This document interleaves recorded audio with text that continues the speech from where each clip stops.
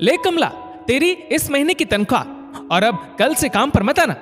सीमा ने रूखे गले के साथ अपनी कामवाली बाई कमला से कहा।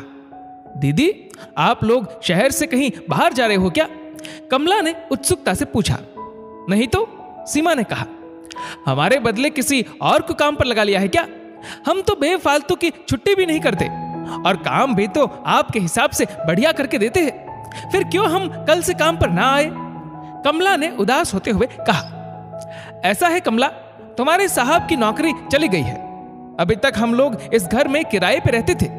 6 महीने पहले ही हमारी पूरी बचत और बैंक से लोन लेकर ये घर खरीदा है, इसलिए हाथ में अब कुछ बचत भी नहीं रही।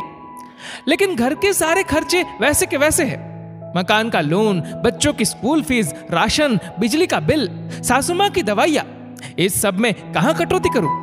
इतने खर्चों के बीच में तेरी तनख्वाह कहां से लाऊं? तेरे बगैर घर का इतना सारा काम करना मेरे लिए मुश्किल होगा। लेकिन अभी हमारा वक्त ठीक नहीं है। जब साहब की नौकरी फिर से लग जाएगी तब मैं तुम्हें जरूर काम पर बुला लूंगी। अभी मेरी मजबूरी समझ और मुझे माफ कर दे कमला, सीमा ने दुखी होते हुए कहा। बस इतनी सी बात के लिए आप हमसे 5 वर्षों का नाता तोड़ रही है दीदी। जब आपके अच्छे दिन थे तब आपने हमेशा हमारी बढ़ चढ़कर मदद की। जब हमारी सासू मां का देहांत हुआ था तब हमारे पास तो उनके अंतिम संस्कार के लिए भी पैसे नहीं थे, तब भी आपने हमें पैसे देकर हमारी मदद की थी। जब हमारा छोटा बेटा गुड्डू बहुत बीमार था, उसका बुखार उतर ही नहीं रहा था, तब बड़े डॉक्टर साहब को दिखाने के लिए आपने ही पैसे दिए थे। हमको तब 7 दिन की छुट्टी भी दी थी और पैसे भी नहीं काटे थे। ये हम कैसे भूल जाए? ऐसे कठिन समय में हम आपको छोड़कर चले जाए, ऐसे बेगैरत नहीं है हम। कल आएंगे हम इसी समय, कमला ने हक के साथ बोला। सीमा ने कमला को गले से लगा लिया। दोनों की आंखों से आंसू बह निकले। तभी डोरबेल बजती है। दूध वाला भैया रामू आया था। रामू पिछले 7 सालों से सोसाइटी में दूध देने आया करता था। रामू, ये लो तुम्हारा इस महीने का हिसाब। कल से 2 लीटर दूध की जगह 1 लीटर दूध ही देना, सीमा ने कहा। क्यों दीदी जी, बच्चे कहीं बाहर जा रहे हैं क्या? रामू ने आत्मीयता से कहा। सीमा ने फिर वही जवाब दिया। साहब की नौकरी चली गई है, इस समय हम दूध का खर्चा नहीं उठा सकते। दीदी, जब हमारा बुरा वक्त था तब आपने हमारी कितनी मदद की थी। हमारी बहन की शादी में 1100 का शगुन किया था।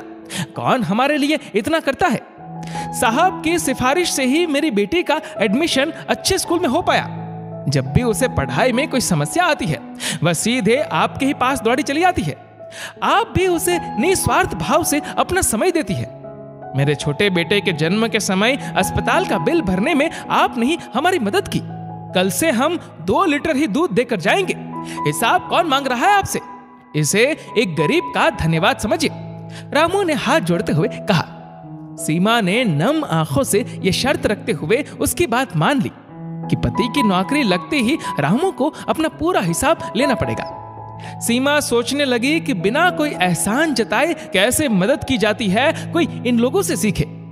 दोस्तों, हमारे द्वारा किया गया कर्म लौट कर फिर हमारे पास आ ही जाता है, चाहे वह कर्म अच्छा हो या बुरा।